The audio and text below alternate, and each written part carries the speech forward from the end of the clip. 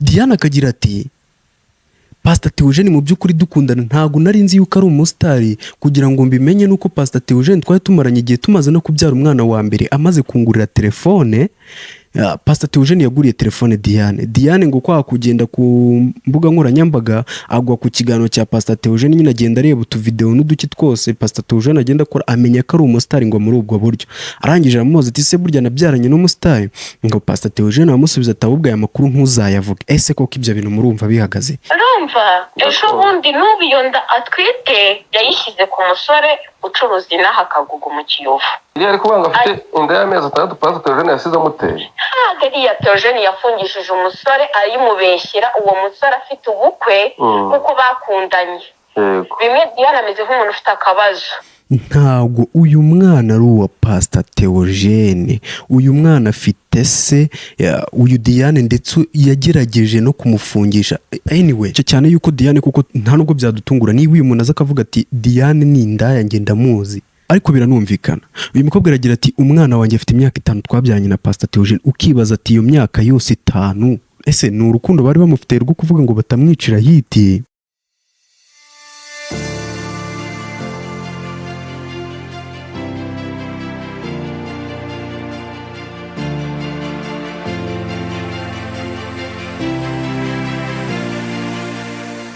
Yes, ndagusuje kandi ngo ni ikazo ko cyane ibiganiro bya Day to Day. Nge wumva ni Derek dusanzwe tubana umunsi ku munsi. Uyu munsi ngarutse ndi muri look itandukanye kubera Saga nayo yahinduye isura cyangwa se yahinduye ishusho, byahinduye uko twari dusanzwe tubifata cyangwa se uko twabitekerezaga bihindura isura. Ni mu magambo make niko twabyita. So nge wumva ni Derek, kora subscribe kuri YouTube channel kugira ngo ibintu byose nzajya nkora bijye bikugeraho 5 kuri 5. Abantu nabonye bari kwandika muri comment ibintu bidahesheje Imana icyubahiro batazi ahantu ibintu biva naho bigana. Ndakubwira yuko nawe ntago uzi ibyo uri kwa cyase ntago uzi ibyo uri kwandika ngo ni ibiki. First of all kugira ngo wandike ikintu jubanza umenye imva n'imvano yacyo kugira ngo ufate amarangamutima yawe nurangiza uyamarire muri comment. Ubwiza abantu kuri comment kwandika biremewe, wakandika ibibi cyangwa ibyiza byose biba byemewe hano kuri YouTube channel. Nta kintu baba bari busibe, byose bigumaho. Wowe ukihimura tu gusa mbere yuko utekereza kwandika comment itari buze kunyura abantu cyangwa se comment ijyanye n'amarangamutima yawe ukuntu utekereza cyangwa ukuntu ufana umuntu ku rwego. Bashobora kuza muri iki kiganiro turi kuvuga tukavuga nk'umuntu ufana like kuko muri iki kiganiro tuba turi ku mpande 3, Madame Pastor Theogene ku giti cye ndetse na Diane uvugwa muri iyi story. Muri aba batatu ushobora kuba ufitemo umuntu ukunda bakamuvugaho nabi cyangwa se neza. Rero nibigahite bikwaffecta ngo wumve yuko umuntu umuvuze ari urwango cyangwa se ari ikindi kibazo, ahubwo nuko abaje kuvuga ibintu biri ukuri cyangwa se ibintu byagaragaye. Mbese ni nko kuba update ku kibazo aho kiba kigeze, ni ukubaho ibintu bigeze byerekera. So nge rero turi kumwana ni Derek tuzana ndetse tubana kenshi cyane gashoboka ku makuru agiye atandukanye ari trend. Nzankora ibintu biri trend gusa ntago nzankora ibintu biri hirya no hino, ahubwo nzankora ibintu bigezweho kugira ngo mwumve aho amakuru yacu ageze y'u Rwanda y'ibijyanye na trend in street, kugira ngo tujyane nibe. So uyu munsi ntago ndi buze gutinda n'ubundi ni yasaga tugiye kwinjiramo ya Diane ubeshya cyangwa se uvugisha ukuri yuko yatewe inda na Pastor Theogene, uwo tuzi nk'umukozi w'Imana wagiye hindura imitima y'abantu benshi bagiye batandukanye. Nawe uri kumva iki kiganiro ashobora kuba Pastor Theogene mwarahuriye ahantu hamwe cyangwa se ahandi, yaba mu giterane cyangwa mu rusengero cyangwa se mu rugendo rwiwe kuko cyane cyane yakoraga ingendo zigiye zitandukanye.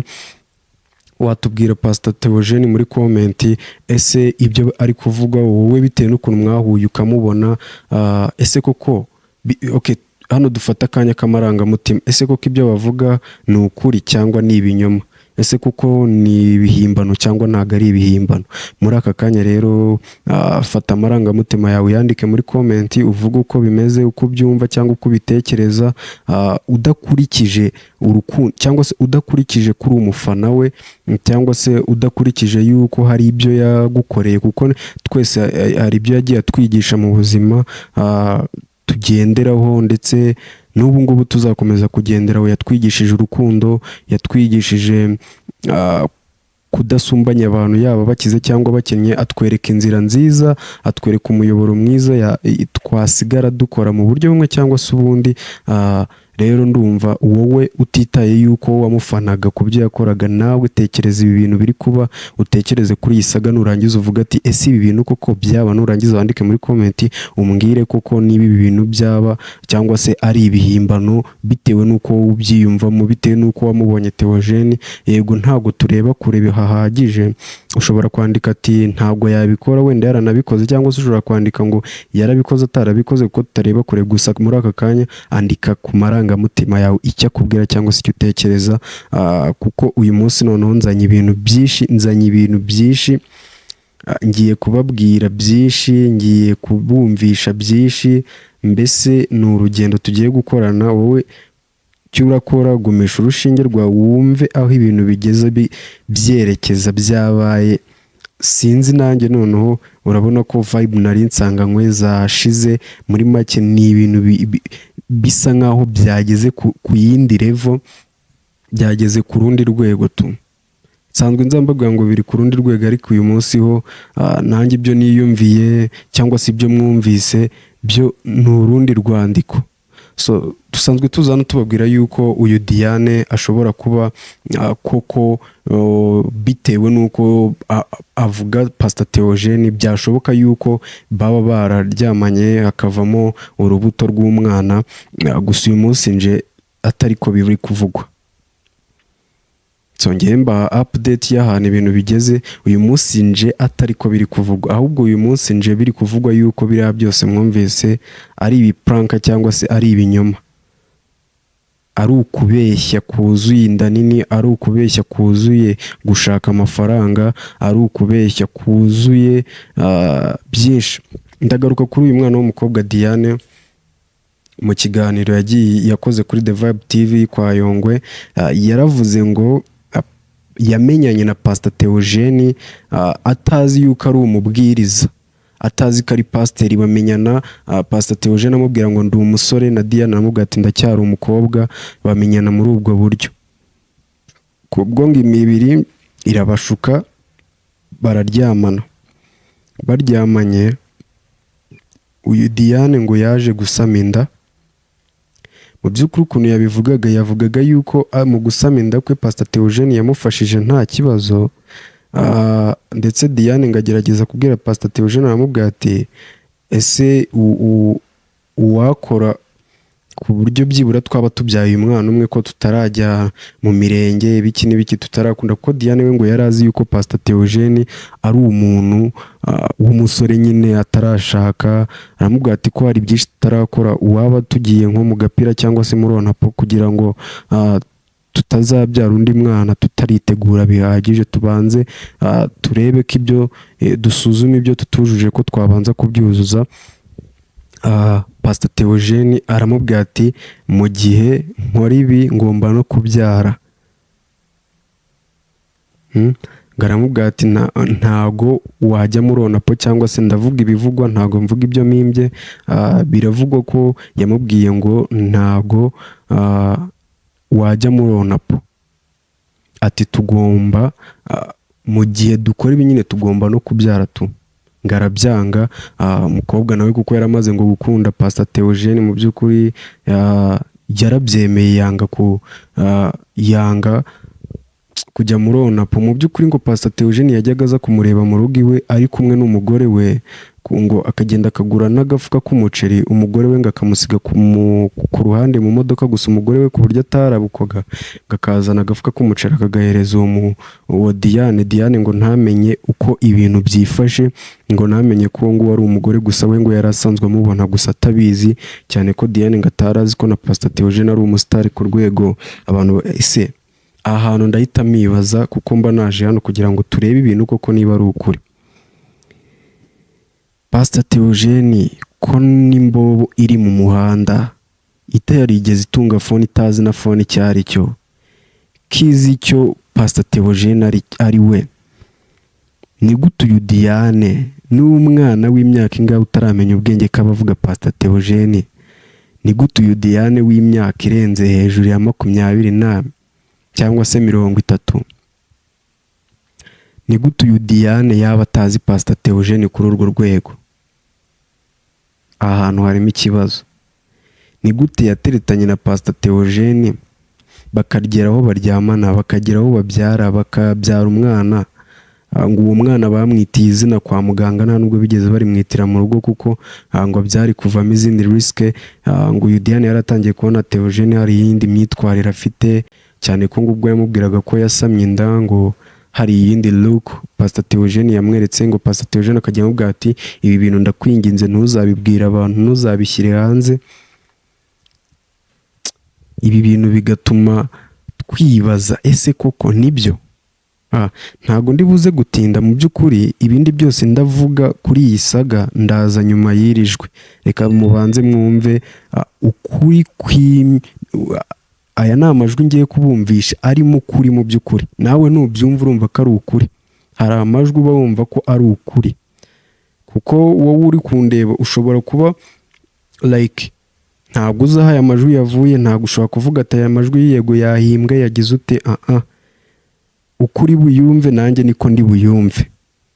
Ushobora kuba waranayumviseho cyangwa se utarayumvaho, gusa nawe uravuga uko wumvise aya majwi. Muri comment please ujye ubyandikamo, kuko comment zawe zidufasha gukora ikindi kiganiro dukurikije comment yawe uko ubyumva cyangwa se uko amarangamutima yawe yakubwiye. Reka twumvire ijwi turaza tuvuga uko ibi bintu tubyumva. Ndababaye nari mbibonye nonaha hari umuntu warumpamagaye arambwira ati se uyu si ahita anyoherereza link ngo Diane yabyaranye na Pastor Theogene, mpita ndamuhakanira ndamubwira ati reka ntabwo babyaranye. Se umuntu wamubyariye ndamubwira ati ndamuzi kuko bari bazi ko muzi bihagije. Urumva ejo bundi n'ubu iyo nda atwite yayishyize ku musore ucuruza inaha Kagugu mu Kiyovu. Reka iriya nda ayishyira ku musore ucuruza inaha kantine. Iriya ari kuvuga ngo afite inda y'amezi 6 Pastor Theogene yasize amuteye. Ntabwo iriya Theogene yafungishije umusore ayimubeshyira uwo musore afite ubukwe kuko bakundanye. Bimwe Diane ameze nk'umuntu ufite akabazo. Aragenda aramurega ku murenge ngo yamushwanyureho ishati yo kwibuka, ngo yamuteye inda, ibintu byinshi amubeshyera. Birangira uwo muhungu amwishyura amafaranga 250 kugira amufunguze. Umusore yakoze ubukwe ejo bundi, bamwita Daya Diodone, yari yashyize kuri iyo nda. Iyo ni inkuru isanzwe. Ubundi ushaka amakuru ye wazana bita mu Kiyovu hano ku rusengero rw'Abameto, kavuga izina Diane n'umuntu arazwi nyine, ntabwo ni indaya pe. Sinjye guca hirya, sinjye guca hino. N'ubu tuvugana iyo ndatwite yayishyize kuri uwo musore n'ubundi wamubyaje umwana wa mbere. Y'amafaranga wamubyaje umwana wa mbere y'amafaranga 2,500 uwo musore yamuhaye amubeshyira ngo yamuteye inda. Yahise ayafata ayagira igishoro muri ya busheri y'uwo musore. Ubu niho yirirwa na mukanya ndatambutse nimugoroba ahorayo niho aba yicaye buri munsi nimugoroba. Gusa ngenda gusa ndatambutse numva mbibonye none ahantu numva ndababaye, nshaka iyi nimero ndavuga ati Imana imbabarire rwose bareke gutesha Asi umutwe. Uriya mwana suwe, umwana we ni urukara afite imyaka 3. Karakana k'inzobe se ari kugaragaza ngo nake afite umwana w'urukara. Ese karakana k'inzobe nakandi karakana ntabwo mbese nta nubwo ari no muri karitsiye. Ni umwana utazwi kuko n'ahaba uwo mwana ntahari. Uwo mwana kuko yamuteye uwo musore ahita amufata amujyana iwabo mu majyepfo. Nibiba ngombwa njye uzambwira umpamagare uhuze na mushiki w'uwo mugabo wamubyariye umwana wa mbere ahantu acuruza mu karesitora. We umwijijisheho umuganirize ati se amakuru ya Gogo, ya wa mwana wa Gogo wa Munezero yabyaranye na Diane, wumva amakuru aguhereza kuri uwo mwana. Uvuga ngo uyu Diane n'ubundi asanzwe yicuruza? Yicuruza, aricuruza rwose, ni ibintu bizwi ku muhanda hose i Kagugu. inshuti yanjye njye ndamuzi bihagije njye ndi umumama njye ndubatse yego njye ndubatse mfite umugabo mfite urugo ariko ndabibonye numva ndababaye ndavuga ati koko gushinyagura biracyabaho Diane nta munsi n'umwe njye n'umunsi pasiteri apfa yarampamagaye nagiyeyo ngiye kumureba nyereka amafoto ati shati pasiteri nishite ngo hari umuhungu yanyeretse njya mbona usanzwe muri babahunga rero ngo nishite yanjye ngo yampamagaye ngiyo ajyayo nk'ibisanzwe yari yambaye n'umupira w'umweru nk'ugiye gutabara anyereka amafoto ati nababaye gusa njye ntunguwe no kubona amafoto hanze ngo yabyaranye na Theo kweri ngo yabyaranye na Theo ngo Theo ngo umwana wa mbere ngo afite imyaka 5 niko avuga akavuga nta myaka 5 umwana we yitwa Munezero Gogo afite imyaka 3 ni umwana utazi no kuvuga yamutaye kuri Senapo ku muhanda ibyo ni ibintu biza muri mujugunyira ku muhanda naho kodesha ubu nahakugeza mu gipangu uwo mwana ntawe uhari niyo nda nyirayo yirera arahari n'uwo musore wa mbere wamuteye inda n'ubundi niwe yayishyizeho iya kabiri bavuga ko ngo wamuteye inda ya mbere ari Pastor Theogene n'iya kabiri ari Pastor Theogene hano we umva pa ntago ari ibyo ni ibinyoma byuzuye ni ibinyoma sinzi uko nabyita biriya bintu noneho njye numvishe mbabaye nanze kugira ikintu nangaza muri komenti atambona kuko ndamuzi bihagije cyane bihagije mbere ya covid 2018 Diane nibwo muzi ataranabyara noneho na rimwe atarabyara n'iri na rimwe Diane iriya ndayibyaye muri covid umwana wa mbere yamubyaye muri corona yamubyaye muri corona abahanye kagugu hamwe haba hari abantu benshi bari gutega ku muhanda b'indaya abo nibo bundi baguha amakuru yiwe neza uhageze y'uwo Diane uri kubeshya ngo yabyaranye na Theo bakahita baguha amakuru neza y'uwo babyaranye n'uwo Munezero urebye ako kana ke afite n'uwo papa we barasa photocopy n'uwo musore nta no guhakana afite kuko umwana n'ubundi niwe umurera amureresha iwabo niwe wohereza ayo mafaranga y'amata iwabo kuko iwabo ni hari kwa nyirakuru na Diane ntamuheruka umwana afite umwaka umwe n'igice mu by'ukuri namwe murabyiyumviye niba ubyumva neza muri aya majwi uyu mama aragira ati Diane ndamuzi mbere ya corona atarabyara umuhungu babyaranye ndamuzi Diane yafashe uyu muhungu amugerekaho inda ya kabiri mu by'ukuri ngo uyu musore bagerekaho inda ya kabiri ni nawe babyaranye inda ya mbere Diane akagira ati Pastor Theogene mu by'ukuri dukundana ntago nari nzi yuko ari umusitari kugira ngo mbimenye nuko Pastor Theogene twari tumaranye igihe tumaze no kubyara umwana wa mbere amaze kungurira telefone Pastor Theogene yaguriye telefone Diane ngo kwa kugenda ku mbuga nkoranyambaga agwa ku kiganiro cya Pastor Theogene nyine agenda areba utuvideo n'uduki twose Pastor Theogene agenda akora amenya ko ari umusitari ngo muri ubwo buryo arangije aramubaza ati se burya nabyaranye n'umusitari ngo Pastor Theogene amusubiza atabubwa aya makuru ntuzayavuga ese koko ibyo bintu murumva bihagaze ibyo bintu murumva hari ukuri kubirimo dukurikije iyi voice twumvise murumva aho hantu nta kibazo kirimo nta ruhande dushaka kubogamira kuko niba ibi bintu ari ukuri Pastor Theogene akaba yarabyaranye Pastor Theogene ni umuntu tuzi anyway iyo abikora afite umudamu mwiza wamwihanganiye mu buzima bwose akanamubwira yewe nta kibazo cyari kubivukamo byari kuzamo yego umujinya nk'abantu tuba turi abantu turarakara ariko nta kibazo ariko Pastor Theogene tuzi ntabwo ibi bintu byari kugenda gutya ahubwo iki ni ikinyoma cyambaye ubusa bari kugira ngo bahirikire kuri Pastor Theogene kandi ibi bintu biraza kuvamo intambara zikomeye murareba ahantu ibi bintu biri bugarukire ni ukuvuga ngo uyu Diane n'ubu aracyari kwiruka kuri uwo musore ngamubwira yuko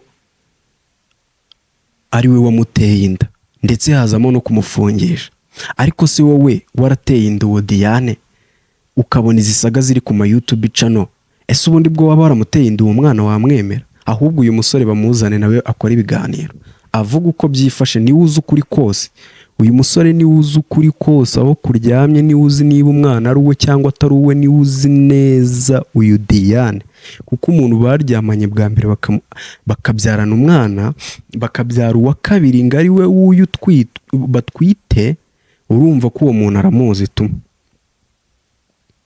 wowe urabyumva uti ibi bintu ko bikabijera nakubwira ati ngenda komeza ngo uhigira amakuru yose uko byifashe, ngo uhe update 5/5 umenye ukuntu byifashe. Wowe gusa ikintu urakora stay kuri YouTube channel, ukore subscribe niba utarayikora, tubane kuko ndacyagufitiye byinshi ngomba kugusesengura cyangwa se ngomba kukuzanira ukamenya twa tuntu. Hari utuntu duto abantu bari kugenda barengaho kandi ari two turimo kuri kose kw'ibi bintu, bakagenda baduhisha ku ruhande, kandi nitwo tuntu tubitsemo ukuri kose. Ubu ngubu ukuntu ngiye kuzanguhereza nzajya nza mfite ikintu kimwe nyikubwireho, nyikumvishe neza ukuntu kigenda, mpaka ucyumvise neza nawe wiyumvire koko umwimerere wacyo, apana ibi byo kuza dutaruka tujya kuri iki no kuri iki. Uzajya ubanza wumva ikintu neza, nawe uvuga uko ucyumva, uko ugitekereza. Uyu Diane baragira ati Diane rwose turamuzi pe, ndetse unagiye aho yabaga bakubwira ko Diane yari indaya yicuruza. Ese turibaza umukozi w'Imana ni gute yatatiye igihango yagiranye n'Imana none akajya mu ndaya? K'abantu bashaka gusiga umuntu icyasha, umugabo ufite umudamu mwiza Asiya tuzi yagiye gusiga umudamu we ajya kuri Diane. Mureba ibyo bintu koko murabyumva ati, ibyo bintu murabibona ute? Eske aba bapasiteri bari gushaka kwamamara muri ubu buryo bakishyura uyu mukobwa? Kuko uyu mukobwa w'ukuntu abivuga ndacyabivuga mu mboni zanjye, ndi kumubonamo ubwoba, kuko ibintu byarenze ubushobozi bwe, ibintu byarenze uko yabijemo abikinamo byarenze urugero, ntabwo bikiri kwa kundi. Byarenze imbibi. Ndetse n'aba bapasiteri bamwe batangiye gukotora, turi kumubona. Tuhere kuri Pastor Claude, uyu wahora asaba imbabazi, numbaza impamvu ahora asaba imbabazi. Reka ngubabwire, ibi bintu biraza kubabyarira ikindi kintu gikomeye ku bantu bagiye babyirukamo, kandi koko uyu mukobwa azanabihinduka, Diane azabihinduka, avuga ukuri kose ukuntu ibintu bimeze, avuge ndetse kwitangira nk'uko bicaye bagahimba iyi prank, bagahimba ikinyoma, ariko bazi no guhimba pe. Inkuru ukuntu bayihimbye yumvise wagira ngo ni true. Sinshaka no kwijyamo nemeze niba ari ukuri cyangwa ari ibinyoma, kuko buri muntu agira ukuri kwe, ariko ukuntu yaba ari prank kose baricaye bayitekerezaho, bahimba cya kinyoma ushobora kumvisha umuntu kuko kumva ko ari ukuri. Ese ubundi ko iyo umuntu yagiye yavuye mu mubiri n'urukiko rwanzura yuko ibyaha bamuregaga bihagaze, niye mpamvu we yavuye mu mubiri ahubwo bakamukuri bagatangira gukuza intambara, aho kugira ngo nyine birangirira aho ngaho bareke ibyatambutse bitambuke, ahubwo bagashaka kugira ngo babigeze kure no mu rukiko bwaho. Ndakubwiza ukuri ko iyo umuntu yavuye mu mubiri nta cyaha kiba kikimuhama, byose abihanagurwaho. Bashobora wenda kutabiguhanaguraho, ariko nta kintu kiba kikigukurikiranwaho, kandi iyo nta kintu kikigukurikiranwaho bivuze ngo nta n'icyaha uba ufite. Rero ikintu nababwira mwaha abantu, so ngewe naha ngiye kuba mbabikirije, ncumbikirije ikiganiro cyanjye, kubera yuko mba mbafitiye byinshi, ariko si ngombwa ngo nze byose mbivuge, kwa yuko hari ibyo mba mfite nyiri kwigaho kugira ngo numve neza niba byujuje ubuziranenge, numve neza niba ibintu nje kuguha ari ukuri, kugira ngo ibintu tugiye kuvugira hano bize kuba biri clear, ku buryo nta kindi tuzabisubiramo. Mbafite byinshi mbitse, mbafite amajwi menshi ngiye mbitse y'abantu bagiye batandukanye bavuga ukuri, ariko nyine nk'iyo mbumvishije ijwi gutya, ni wa muntu nyine mba tuba twaganira nkumva ko ari umuntu nyine uvuga ukuri kwe uko kumeze, tukamenya niba kuko uyu muntu aziranye na Diane bingana iki. Gusa uyu mubyeyi we aziranye na Diane mu by'ukuri. Cyo nicyo nababwira. Reka nkomeze mbashakire update kuri iyi saga, ndababwira aho bigeze. Ejo tuzakomeza turi kumwe. Nge wumva ni Derrick 5/5 tuzaduhorana kuri YouTube channel. Please ibyo bintu mubyumve, mukore subscribe. Ewana, wowe umfana, wowe unshyigikira, ushyireho itafari ryawe kuri YouTube channel kugira ngo igere kure, kugira ngo bayumva ari benshi, usharinge bagenzi bawe, kugira ngo nyine ewana tujye tuzana ibintu bita biba umuriro. Kuko ngewe nyine iyo nicaye hano mbanje kuba icyo bita show, mbanje kuba ukuri mutumvise, cyangwa se waba waranakumvise ariko ukakumva mu buryo budasobanutse neza. Niyo mpamvu nica hano nkavuga ku kintu kimwe kikarangira, then ejo nkafata ikindi. Nta mpamvu yo kuvanga ngo ejo aha tuzatuvuga ikintu kimwe kirangire, ejo dufate ikindi, ejo dufate ikindi. Yes, ndagushimiye ukomeje gukurikirana ibiganiro bya Day to Day. Nge wumva ni Derrick. Iyi ni Day to Day, umunsi ku munsi cyangwa se buri munsi uko ubyumva niko wabyanalizamo. Dukunda cyane cyane comment zanyu, idea. Niba uzi ugatukana, reka gutukana wa ahubwo uvuga ukuntu wowe wumva ikintu. Niba twaje tukavuga umuntu hano like numvise mvuga saba abantu bakavuga ngo akako, nimba navuze umuntu ugukora ku marangamutima yawe, ntiwumve yuko nge naje mushinja. Ahubwo wewe vuga uko ubyumva. Niba ntago ari ngombwa ngo nge nawe duhuze, andika muri comment uvuga ati aka kantu ntago tugahuje, sabe mwimubeshyira bimeze gutya na gutya, uko wowe ubitekereza. Ibyo bintu aba ari byiza cyane. Ariko wize utukana, kuko ntago gutukana byubaka, birasenya. Reka ngushimire rero ukomeza kudukurikirana, wowe udahwema kuduha ubufasha bwawe, support yawe, inkunga yawe ikomeye ni ukureba ibiganiro byacu ukabireba ukabirangiza, kuko niho dukura umugati, niho twinjiriza, niho ibintu byose bibera. Utaturebye ntabwo twagaruka hano ngo tuguhe ukundi kuri. Rero dushimishwa no kureba kwawe iyi YouTube, kuko iyo waturebye ejo dushaka andi makuru ukeneye kumenya tukayazana tukayaguha. Urakoze cyane, ndagushimiye. Ngewe banyita Derrick.